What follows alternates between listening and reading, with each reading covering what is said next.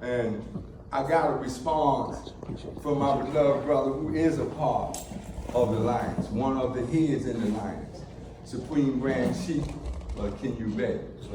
You know, he was the first one to respond. He said to me, let's see who grabs on to this. So some years went by before anyone grabbed on. But I am honored to say, proud to say, that not only have myself, Brother Kenyu Bay, I also have my brother over there, my beloved brother, the National Grand Chief. And you know, I don't have my glasses on, but I know I can see you, Brother William Ward Bay. Is that you over there, sir? Yes. Praise be to Allah. Yeah, I left my glasses in the car, but all's well. You know, from that point to this, we started working on a number of projects.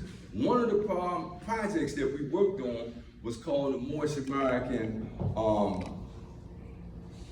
Statistical Database, Registry and Statistical Database. This came out of a discussion with doing the census. If you remember doing the census, there were three types of Moors. There was Moors who were promoting themselves as Black and African American. There was Moors who were promoting themselves as white. And then there was Moors that was following instructions and promoting themselves as Moorish Americans. Of course, for a nation of people, this is very confusing. It's very confusing, you know. So, what we're in talking to a representative from the census, a thought was put out. You know, a thought that is not new. You've heard it all the time. I think one brother said in the 50s, they were told to come back with 10,000 names or whatever.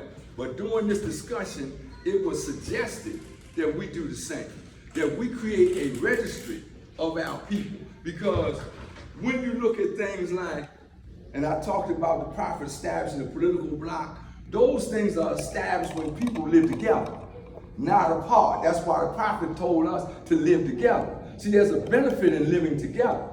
See, once you live together and all moving in a certain way, whether it's in economics or politics, that's called a bloc. Meaning that's what happened in 1928 when the prophet put his, as a newspaper article said, 5,000 member temple behind Oscar the priest. Let me say that again. The news article said that the prophet put his 5,000 member temple, that was temple number 1, behind Oscar the priest. See, today we have to use the same strategy. But in order to use that strategy, since we've been spread out, we have to find a way to bring ourselves together. In this registry, we're registering all Moorish Americans, regardless of national leadership. The importance of this is that when we approach the government about something, we want to approach the government or anyone else as a unit. Let us look in society. There's one community out there, and I often mention it, some people don't like me saying this, the LBGT and the rest of them letter community. You have noticed they have been able to get certain things done because they came together.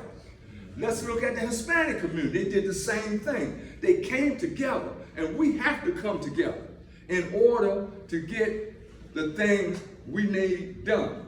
Not just from the government, that we need done among ourselves. What happens in a national disaster happens? Where do we go in a time of emergency? Something happened in Baltimore, or something happened in Virginia, you know, where do we go? Who do we turn to? These things as a nation has to be established. You know, if the food supply runs short, who do we turn to, or do we have a food supply somewhere? I remember some years ago talking to one Moorish leader and that had a brilliant plan. They had safe houses all over the United States, food supply, spots all over the United States. This was in the design. You know what I'm saying? It was a good idea. See, but a good idea becomes a great idea when you put it in effect. So we're here. We're here to do something a lot of Moors are not doing. Putting some things on the side. See, I don't have a problem. Like the brother said, he introduced me as the Supreme Grand Chief, you know, and that's my Supreme Grand Chief there as well. See, I don't have no problem with that. See, but some of us, some Moors, we have problems with things like that. See, those things you put on the side, what I understand about the title Supreme Grand Chief, it means a lot of work. That's right, bro. Every title you get in the Moorish Science Temple of America means you have a certain responsibility. See, so in order to make it work collectively now, us leaders must come together and say, okay, how are we going to address the food issue? What do we do? How do we prepare our people? Our prophet told us to have a 90-day supply in our homes. There should be a 90-day supply in the temple. But let's look at that statement, 90-day supply in the temple. Is that a 90-day supply for the temple, or is it a 90-day supply for every individual in the temple? Islam. See, because it's only a 90-day supply, and you got 100 people in there. See, so we have to understand some of the things that were established and begin to establish them now. Economics. Because I heard somebody talk about it, we always got to talk about economics. Why? Because the prophet tells us that the preaching of economic security is not as widespread as it should be among us, or among our kind. So we have to deal with economics. We have to deal with business. And we have to be able to do business with one another. You know, tired of buying feathers from larders, ain't you? Islam. See what I'm saying? Larders shouldn't be selling our feathers anyway. Right. And I really don't want to get off on larders, but all of the stuff that belongs to the Moorish Science Temple of America in that Masonic body shouldn't be sold by them. Because they won't let me sell their stuff. I tried it, I asked them. I wrote them in a letter and asked them, could I sell some of that stuff? So why should they be selling that? So that's an area we should look at. Somebody said, I'm looking out there, I see water on the table. Usually you see Deer Park and all that. It's time to see some type of Moorish water, don't you think? That's right. See, we have to begin to do what a nation do. Put things in place for ourselves so that we can be self-sufficient, where we won't have to continue to turn to other people, begging for crumbs and so forth. We can do it ourselves. We have the expertise in the room. We have it right here in the room. If we bring it together, then we could accomplish a whole lot. In the reading, our sister touched a number of things. One thing I always like is that piece about martial arts, what I call Martu. Martu is derived from, of course, meaning the Martu warrior when you study the history. But this is important. Why? Because look at our sisters. They're beautiful sisters. They should be able to travel through this earth without being bothered. But I know for a fact that is not always the case. So that means that all our sisters should be trained in some form of martial arts. Our children, it has two components. It keeps your body in shape, but we have to be able to protect ourselves with the sister. She should be able to protect herself. So that is one of the things I always promote, not just because I love martial arts, but it is something I think that should be an integral part of the nation. Mostly every nation can defend itself, so you start from the very basic defense. That's hand-to-hand defense. That's the basic defense. We can talk about other levels of this later on, at another time, another form, but I know you understand what I'm saying. The basic defense, okay? We should be able to do that. You know, there's other things that we should be able to do, and we are striving to do. Again, I like them fairs. That fair is nice. Big old red fairs, burgundy fairs, black fairs. At some point, we want to, I don't like to use the word control, but I am going to use the word control. We should control the flow of these fairs in America. See, we got to move out of an organizational state. See, the organizational state is the foundation. We learned that from the PLO. Remember, there was an organization that became the head of a nation. You know that history. So, we started off as an organization, but now we in a nation state. See, that's how we're supposed to be thinking. Thinking like a nation. Not continue thinking like an organization. Not continue thinking about nickel and dime one another. You know, what is it? Some places dues, $5. $10. What do we know about this day and time? We know $5 and $10 ain't gonna get you too much. See, but in order for us to grow financially, because you gotta have a national treasury. That's right. There's a thing we gotta have. We gotta have integrity.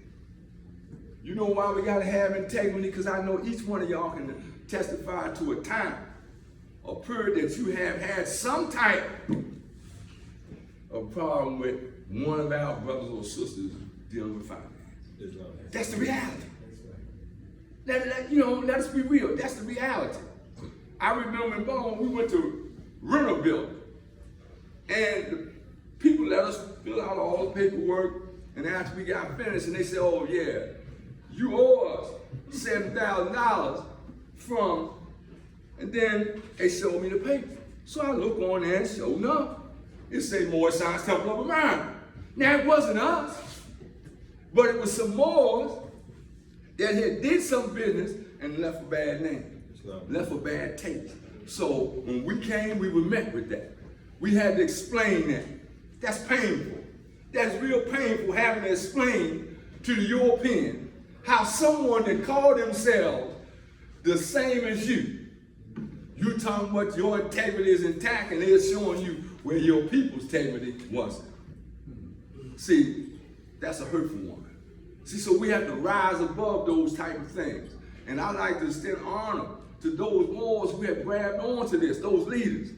Some of the leaders couldn't make it, and I understand that. See, because the prophet tells us about a sifter. See, the sifter is always in effect. And what I mean by that, you might call 100, but that might not be the ones that's gonna stand through the task.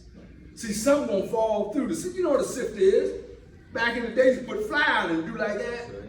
You know, I ain't going back too far for this. Put the flour in there and you do that. And the prophet tells us about that sifter. See, so sometimes the sifter has to be put in place. And what I do is this, when I look out, those of you I see are the ones I know that are with me. Let me say that again. Those whom I see are the ones who are with me. See, I left Baltimore, and there were several people that supposed to came with me. All of us didn't make it. What that tells me is the ones that make it are the ones that have been set aside for this task. I'm not talking down on them. They may have a legitimate reason for not making it. See, but situations open your eyes to reality. When it comes to work, whatever we had to do here required us to be here. And if I couldn't be here, then that means I wasn't a part of that work. Isn't that right? Right. So I give honor to each and every one of you that's here. And I say this to each of you. There are so much that we can accomplish. See, the sister read about the standardization of our prophet's teaching. That's very important. And you know, Lord said, what you mean a standardization? It's like this feds. You should be able to go in every state in the United States and ask a Moorish American what this is on the top of their head, and all of us should start off at the same place. You know, we should at least agree that this is our national headdress. Can we agree to that? That should be the first thing we tell anybody that asks before we start going up into the circles and flipping it around and all that. We should start off at one place. Why? There was one prophet. One prophet. And let us understand this thing about that one prophet, because I think sometimes Moors get confused and others in Islam get confused. The prophet did not establish the Moorish movement or bring up Islamism to adopt the cultural ridiculous of other Muslims. That's right, brother. Teach it. You understand what I'm saying? The Indian scholar, Muhammad Iqbal, he made a statement. He says Islam in India should have an Indian overtone. That's right. Islam in Arabia should have an Arabian overtone. That's right. Therefore, Islam among us should have a Moorish overtone. That's right. And we should understand this, that of the 6 schools of Islamic thought, of course there's more, but I'm talking about the 6 top schools. That's the 4 Sunni schools and the 2 Shiite schools. 4 stand out, the Hanbali and the Maliki. Those schools govern Islam around the world. What am I saying? Most Muslims practice Islam according to one of those 6 schools. See, but Noble Ali came, and this is what a lot of people don't want to say. And we got to be able to say it not among ourselves, but among the Islamic world. Noble Ali came with the 7th school of Islamic thought. Yeah. We see the world different than the rest of the Muslims. That's right. So when they say, do you pray 5 times a day? Yes, 5 and more. Islam. We ain't restricted to just 5 times a day. And when you really look at it, Prophet Muhammad wasn't either, because he prayed in the wee hours of the night. That's right. See, so we have to understand some things. We have to understand we are a different type of Muslim and have to be able to stand on that. We can't get shook. You know, I had some Sunni brothers come in. You know, they came to me and they began to talk there. I said, and I said, I shook my head. So the brother told me, said, oh, brother, you're supposed to give me this type of breathing back. I said, that's not so. That is not so. I gave you a proper greeting. I said, it's not. That's right. I don't have to say Assalamu alaikum. That's right. Though I know the response is Walaikum salam, I can say Islam. Why? Let us understand that. Watch this. Let us understand Islamic rule. What do it say? They say the greed should be equal or greater. Ain't that what it say? Isn't that what it say? Okay. Salat. You heard it. Do y'all salat? What does salat mean? Pray. Don't we pray? No doubt. I had a brother ask me, do y'all Jumu'ah? I said, I thought that was Friday. You said, do I Jumu'ah? Do I do Friday? I don't understand that. You know? But of course we do. And we understand the various stages of Islamic growth. Let's look at that prayer, and then we're going to come to ourselves. Islam. The brothers in the East go through a prayer, and we're not restricted from performing the prayer. We can perform that prayer as well, but let us understand why it was given to them. The Arabian people were a divided and arrogant people. Study their history. They got so bad in there they didn't have no virgins around. They was going after sisters down to 12. When the religion came to them, the religion had to make them humble themselves in humility. Therefore, the prayer symbolized the baby in the womb. They had to be taken to that stage. Then on Friday, they were told to come together, to be shoulder to shoulder. Why? They were a divided people. But when prayer came to us, it was a different situation over here. So we can understand. We were beat down by the master's will. Right. Down on our knees already. Noble Ali came and told us to stand up. Come on. That don't mean we don't have a prayer down, but he said to stand up. Why? We were bent over, beat down already. We had to stand up and look at creation, or look at the very first moments of creation as explained to us in chapter 11. The triune Allah breathed forth, and 7 spirits stood before his face. Didn't 7 stand? That's right. I know you wonder why you stand up like this. You know, I asked the moderation, and I said, when did the prophet tell the Moors to pray on the Sabbath? He was looking around, wondering. I said, call some other people to help you with this question. Show me where the prophet told you to rise on 7. They got up to 10 and they were still looking. I said, well, let's do this here. I said, show me some evidence that they were praying on 7 in 1928. Some Moors were still looking at me kind of funny. But on the convention picture, down near the end, there's a little girl standing like this. On that picture. Lets us know that that's how they were standing in 1928. See, that's history. And that's how we supposed to use history. And I'm bringing that up to say this here. And I gotta say this. But some people have been researching our history. And instead of building our nation with that history, they have been attacking each other. That's right. See, that has to be stamped out. That's what this is about. We're formulating together for a grand purpose. Because there has to come a time. I seen something. Somebody sent me something, a divine constitution and bylaw. With a law in the middle of it. And I looked at it. First I said, what's this? Then the second question was, who is this? See, Now, this is what I know about that. There has to come a time when that stops. There has to come a time where our respect level is to that point where we don't have that type of disrespect. And we have to look at it for what it is. None of us should be standing between those acts. It's not. None of us.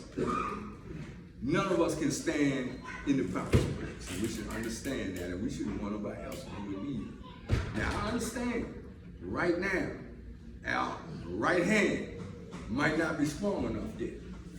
Again, that's why we're here. We want to build a strong nation that have that type of respect. I remember coming up, and I don't often put the Nation of Islam up. I do have to honor some of the things that they have accomplished. You can't deny that. But I remember in the 60s, might went back too far. And I'll move up in the late 60s. If you disrespected one of those sisters, you could expect a serious beatdown. That's right. That's right. But in this day and time, I've seen Asiatics and heard of Asiatics disrespecting our sisters. We ain't say nothing. Nothing. See, we have to change. We have to change. We have to change and understand that we're one people. We are brothers and sisters. This boy here, that's my brother. You step on his foot, my feet supposed to hurt. That's how that goes. If he's hungry, I'm supposed to be hungry. I'm supposed to feel it. So I can go over there and say, here's what I need. But if I don't feel it, my brother, your brother and sister could be hungry and we can keep on going. Because we don't feel their pain. We have to feel each other's pain. That way we can grow together. I love this scene here, and I'm gonna say this here everywhere I go, where my brother is, I get this scene. Moors coming together. That's very important to me. That tells me something about my brother. I'm talking about Brother King Bay. That tells me something about my brother. See, a leader that has the love of his people, because that's what we look for. A leader that has a love of his people, when he goes where his people go to, ain't that right? Huh? Ain't that right? He go. If he calls, we come. If he called me, I won't come. I'm not gonna say, no, look, I got a body more over here, and I'm doing this and I'm doing that, and I don't have time. It don't supposed to work that way. The Mo called me and said, we got something to do. Then what I'm supposed to do is turn to my people and say, listen, our brother just called, and he said he need us in Chicago. Our brother just called in Indiana and said he need us in Indiana. That's how we have to be. That's right. You feel where I'm going at? Because I'm, this is like to me this is like a homecoming. I look out there and many of you faces I've seen and have seen repeatedly. Now, we want to move from I've been seeing you till I know you by your names. Get a little closer. Know by our first name. Everybody introduced me as Brother R Edwards El. So that y'all know that first name is Richard. Now I'm gonna tell you something. That my mother gave me that name, Richard. She made me after my father, but she gave me the name Richard. And oftentimes I've thought about changing that name, but I thought about my mother and her love for me, and she gave me that name out of love. My last name was Evans. That's our family name, and of course you can trace it back to some plantation somewhere. Mr. Edwards had all them slaves. When they were freed, of course, some kept the name. And I look at that name and I say, I want to get rid of that name, but that name reflects the journey of my people. So when I came to the Prophet Noble Drew Ali, I was blessed with El. Now some have it just El, some have the hyphen. I was one of those Moors came in during the time of the hyphen. But this is what I understand. Whatever components that we have in our religion, we have to be able to explain it. We have to be explaining. Some of the members in my body have hyphen and some don't. Some people say, well, you know, what's going on there? You know, this is my personal belief about that. I believe that those of us that have been, I'm gonna use the word adopted into the Moorish Science Temple of America, we should have that hyphen. But our children who are born into it should be different. We have that hyphen for me. And I'm gonna say this here for me. The hyphen represents a transition going on in my life. See, that's what that hyphen represents. See, because I'm moving from that stage of being, I don't want to use the term slavery, but unconscious, into a state of consciousness, into a state of spirituality. So I have the L. Some say L, some say E. I know I got it. You know? And I know that I have to grow into what it means. Same way with the Bay. We want to say creative abilities, and most people interpret it that way. The L, creative abilities, and the Bay, governing abilities. Some say creator, some say governor. But we get to drift on that. See, our Father, our spiritual Father, gave us that, them L's and Bays. Our prophet Noble through our leader.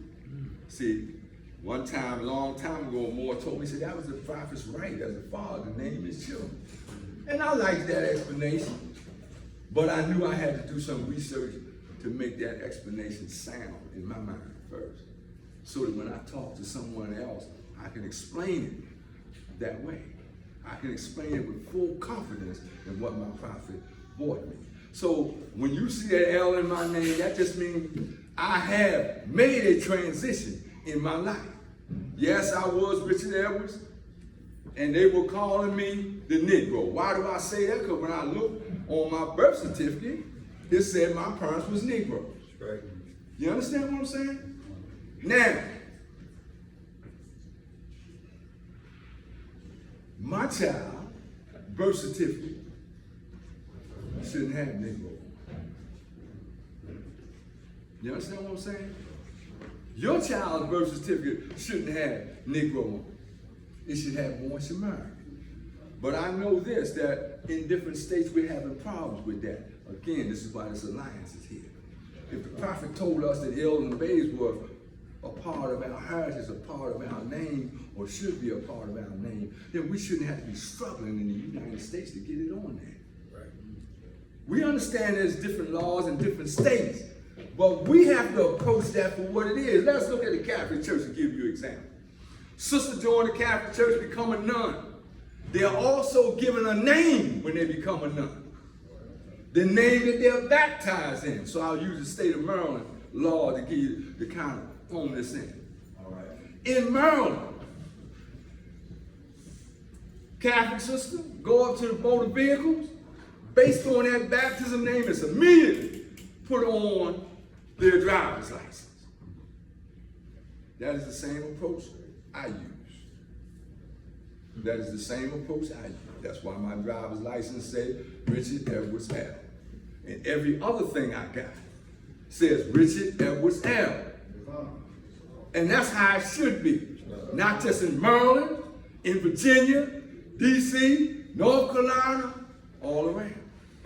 Again, the laws are different, but we have to approach it with a collective approach. Collective approach. That means we'll prepare something. I'm going to show you how this alliance can work for us as I sum up. You heard the sister read and say that we should make formal statements about different things that happen or different things that's going on. And I'm going to say this because this is the reality. I know some Moors don't like to step out or don't like to put the name of the Moorish Science Temple of America out with certain issues. Then let us make it easy for you. The Moorish American Minister Alliance and the Islamic Council, made up of Moorish Americans from around the nation, we can address it through that platform. Simple as that. When someone is talking negative, then we draft a formal statement. Just like our identity, the census. And this is what they're saying. They want 10,000 names. This simply said this. I told the agent I was talking to, I said, it's more than 100,000 Moorish Americans in the United States. He said, okay, give me proof of that.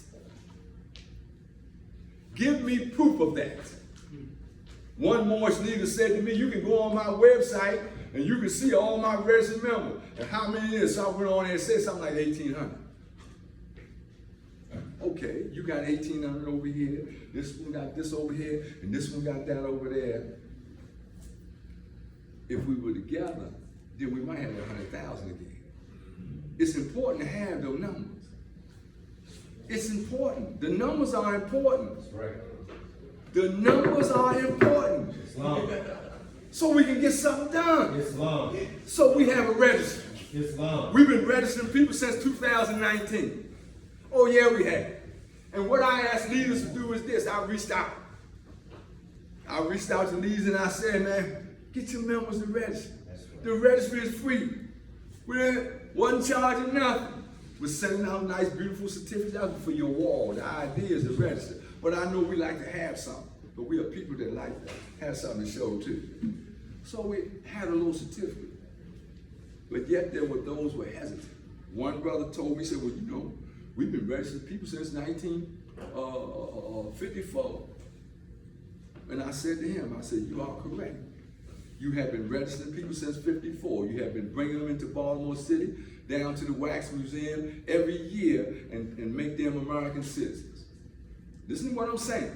You have been taking out people in a room where you charge them $180 to learn the pamphlet, then another $180 to take the quiz to become an American citizen. The prophet already told you he's an American citizen. Islam. See what I'm saying? So yeah, you've been registering, but you also been registering people as white. You know, I remember during the first conference, a sister stood up right in there. She said, I've been white, pulled out her driver's license for the last 35 years. And I know the sister personally. And I said, you have been making that, you are correct, you've been making that claim for the last 35 years when the prophet told you more Shemite. But you keep saying you're white. It's not. And you went back to some body of law, because I know all of y'all read it. And in there, when they talk about these various nationalities come under the term free white persons. You missed the part. They talk about the Algerians. They say the Algerians can be recognized under this free white person. That's important to us because the prophet tells us in the Al-Quran that in later years they established themselves kingdoms. Algeria, Tripoli, and Tunis. Don't they say that? Mm-hmm. So if the Algerians don't fall under there and they're our brothers, how are we falling under there? Mm-hmm. Secondly, it says the Moorish subjects of Spain. We ain't the subjects of Spain. Question. See, so we can trick ourselves when we read things and think it's talking about us when it's not. No, but reality said we are Moorish American. We are Asiatics. And that's what we must put forth. We must put forth. He said we're Muslims. We ain't gonna keep arguing about Muslim, Muslim. Why we gonna argue about that stuff? That's right. We shouldn't argue about nothing. Our prophet told us that we are. I don't care the Sunni Imam or whomever. And I know quite a few Sunni Imams. Matter of fact, they like me. They like me because I just don't agree with all of that. That's right, brother. They like me. They say, yeah, boy, I know you see it a different way, of course. No neutrality came to me and told me something different. And I recognize Prophet Muhammad. He was a prophet before my prophet. He was a prophet before your prophet. He wasn't the last prophet, of course not. See, that's why I be careful in joining things. I can't be a Sufi. I can't. Though I've heard more say Sufism is a part of our teachings. No, but he didn't say that, although Sufis was around during his time. He didn't say go down there. He said come in here to learn what he had to teach us. He gave us a Quran. And I know sometimes we look at that and we look at the Holy Quran of Mecca, which our prophet tells us is the pure word of God alone. And sometimes we get confused. We get confused, but all of it go together. It all goes together. That's our book too. But that's our book with a clear understanding so we don't get caught in the cultural overtones of the people of the book. You know, I look around and I see it, and this ain't no attack on no Moors that like bees. This ain't no attack on you, but I'm gonna tell you something. We have to beat up on some of that stuff. It's not. I was sitting in the temple speaking, the brother sitting out there digging his bees. You know, after the meeting, I put him to the side. I said, was Satan in the room or something? Huh? I'm talking, you digging your bees. I see refuge in the law. Or let me say it. I said, how old you feeling him and they say, Johnny Rajin? Why are you digging your bees? You just said you seek refuge in the law from Satan. And because you thought I didn't know what you were saying, you were sitting there doing it. See, that's how we got to be mindful of things that we do. Things that we embrace and things that we bring into the prophet's teachings. The prophet's teachings should remain clear. We call that in my temple the pristine teachings of our prophet. That's without the overtones of outside forces and without the overtones, I want you to hear this good, without the overtones of the Moors during that time. I give honor to Brother Belial. He did what he could. I give honor to Brother Kirkman Bay. He did what he set out to.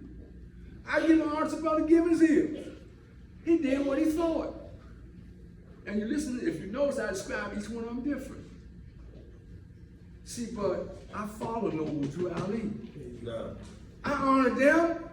Why? Because they should have been following the same person we followed. Noble Drew Ali. You know, and closing with this. Because I'm a historian, and my beloved brother there, Brother Eddington there, we've been studying Moorish American history for over 40 years. And, you know, those that have been to my house, they know that there's so many, as my brother said, documents and stuff, and then I look at them documents and them old papers, some of them wrinkling up and yellowing, and I look at that stuff. And at first I used to be fascinated, but now I look at that stuff and I say, I'm reading the mistakes of the past. This ain't no guidebook. That history ain't no guidebook. Let's get this straight. That history is not a guidebook. That history is what has taken place in the name of our prophet, but it is not a guidebook. Your Quran should be a guidebook. It's not. See, some Moorish American talking about he went in the chamber and came out and said, you're going to eat eel. We got to study something. We got to study a little more. We got to study a little more. I don't want to talk bad about nobody, and I'm not going to talk bad about nobody, but this is what I'm always going to do. If you ask me for the truth, I'm going to tell you the truth. And that don't matter who you're talking about. If you ask me the truth about Brother Meliel, I'm going to tell you the truth. Ask me the truth about Brother Kirkman Bay, I'm going to tell you the truth. Brother Gibbons Hill, I'm going to tell you the truth. And I can walk up them rest of them leaders all the way up. There's a whole lot of names. I'm going to tell you the truth. And the truth is, they all should have been following the prophet. Let me say that again. They all should have been following the prophet. If they were following the prophet, we would be in the condition that we're in today. Yeah. We have to be strong enough to say that about our history. It's not. See, I learned that from them so-called Jewish people. They always talk about the Holocaust, what they went through. Always talking about that. So we have a Moorish Holocaust too. All that stuff we went through with these various leaders over the years. Islam, can we have all phones on silent, please? All phones on silent. Praise be to Allah. Praise be to Allah. That's a small blessing in there. It's a big blessing in there. Because once I sit down, somebody else is going to come to this podium. Sometimes it's called an altar, depending on what's coming across. But this is what we should remember about that, is no matter who's here, we should be attentive. We should be listening to what they're saying. Always listen to what is being said across your podium. You know, I look around, I don't see one, but I see the Moors here, so the chart is in the room when the chart ain't in there. And when the chart on the wall, we know that you're supposed to be speaking in accord with the chart. Isn't that right? Isn't that right, ministers? When the chart is up, Or when you call somebody to the podium, and most temples, like mine, have a second one. We have an altar and a podium. What do I mean by that? Sometimes you invite people in to speak on issues that might not completely square. They speaking from that podium. Because when you want to square with the prophet, they supposed to speak here from between the flags. That means I can't get up here talking negativity. If I want to tell you how to do something other than what the prophet said, and somebody lets you in, you speak from over there, but not here. So again, it is a blessing for me to be here. It is a blessing to see each and every one of you. And again, as I sit down, I give honor to my brother there, the national, and this is what I say, National Grand Chief, National Grand Governor, William Ward Bay. Islam. Islam? No, don't put stuff. I ain't forget a big brother here. See, because me and this brother here, and I'm gonna say this in front of all of y'all. From the time I met this brother, I have that word immense amount of respect for this brother here. Not because of something he said, but because I've been watching him work over the years. His work speaks for him. That way you can't slide up on me and say, I seen Brother Ken Bay over there eating a pork chop. And I know that's an extreme example, but you can't. Why? Because I know the brother's character. And that's how we should be about each other. That's how we should be about each other. Islam. Nobody should else be able to slide up on you and say, you know the boy ain't right. When you know him, we can't allow that to happen. So, from the conscious eye, I like to say from the eye, and I borrow this from part of martial arts. Some of you may have heard it, but I say from the conscious eye to the loving heart, we are one. From the conscious eye, or conscious mind, in other words, from the eye to the heart, we are one. That means from the conscious eye to the loving heart, we are one. And so that we can understand, I borrowed that from martial arts as well. I know y'all have heard it before, eye to eye, heart to heart. You know, so that's a part of my martial arts training. It has a similar meaning. In essence, it means that we are one. And when you add struggle to it, it's simply say from the wall and back. That means we have went through the struggle together. So with that, I like to say peace. I love each and every one of you. Hope we can continue to build. Islam? Islam. Islam? Islam. Islam. Islam. As we pause here, am I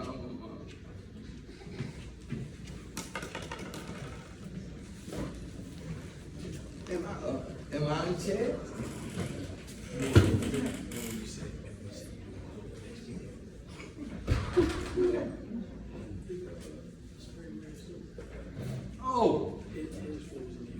Oh, praise the Lord, praise the Lord.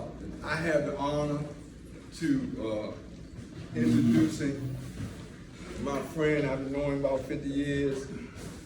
He is our Supreme Grand Historian. He is also my Assistant Supreme Grand Chief, Brother D. Eddington. Islam. Islam. Islam. Islam.